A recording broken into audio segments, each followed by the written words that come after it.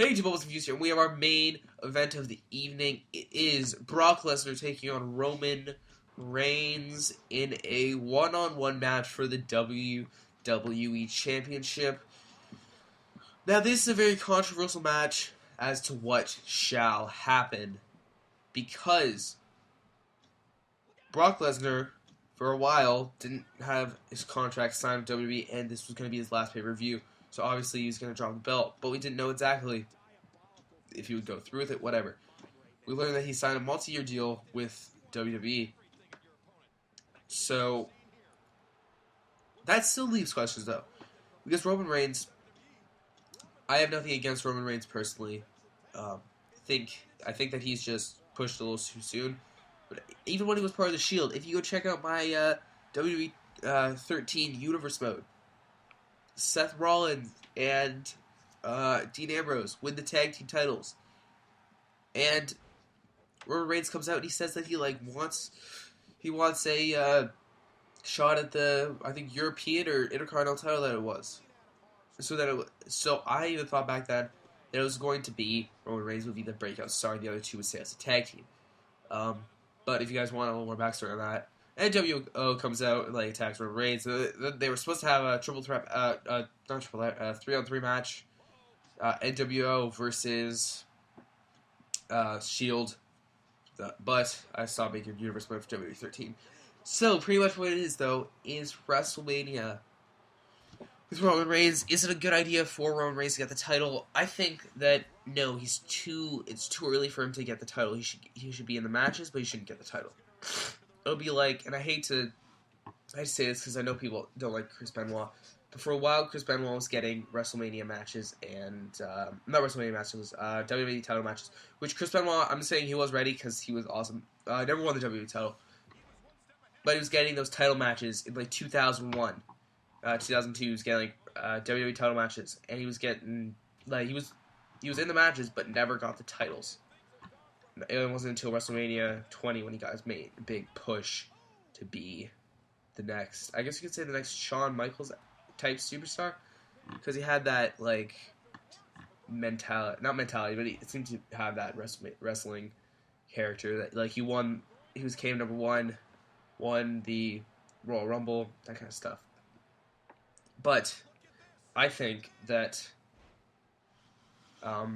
they should do the same thing with Roman Reigns. Have him win the Royal Rumble again, because I don't want Roman Reigns to win the Royal Rumble again, because that was terrible for him. I felt bad for him. But what I think should happen is I think that Roman Reigns should lose to Brock Lesnar, but Roman Reigns completely he breaks Brock Lesnar. He takes him to a point where he's never been before. Brock's hurting. He's never been.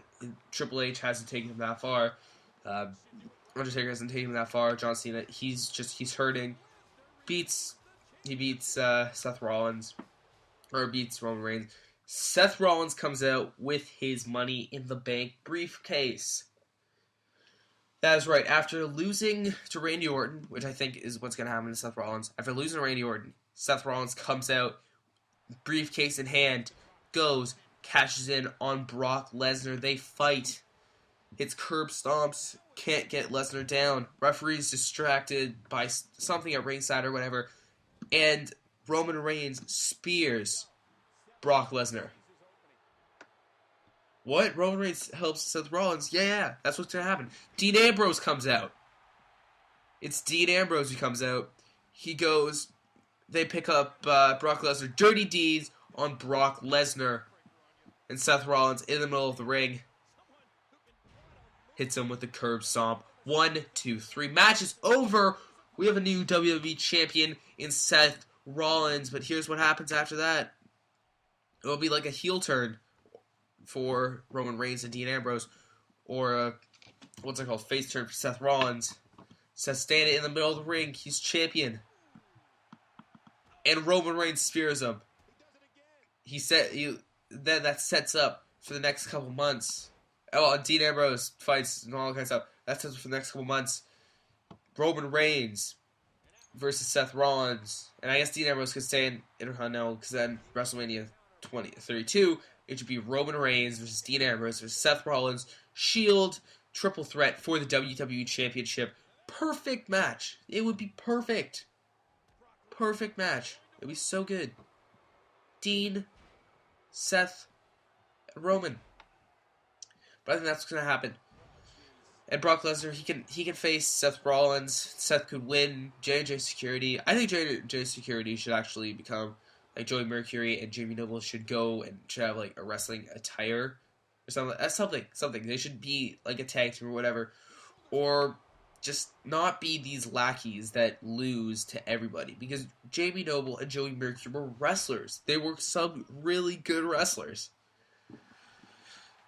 But never really got their time to shine in WWE. So, yeah. But that's what I think should happen. Seth Rollins should win the title. He should face Brock Lesnar for a little while. Run-ins by J&J Security. He wins matches by a smidge.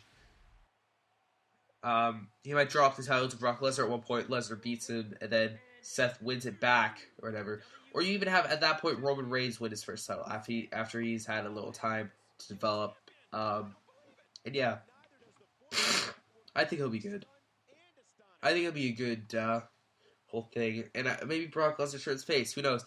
And maybe Paul Heyman goes with Roman Reigns, or even Seth Rollins, and all that kind of stuff. But that's what I think should happen. Seth Rollins should cash in, win the WWE title. Anyway, guys, hope you did enjoy. That's been my WrestleMania coverage. That is it. That's all I'm doing.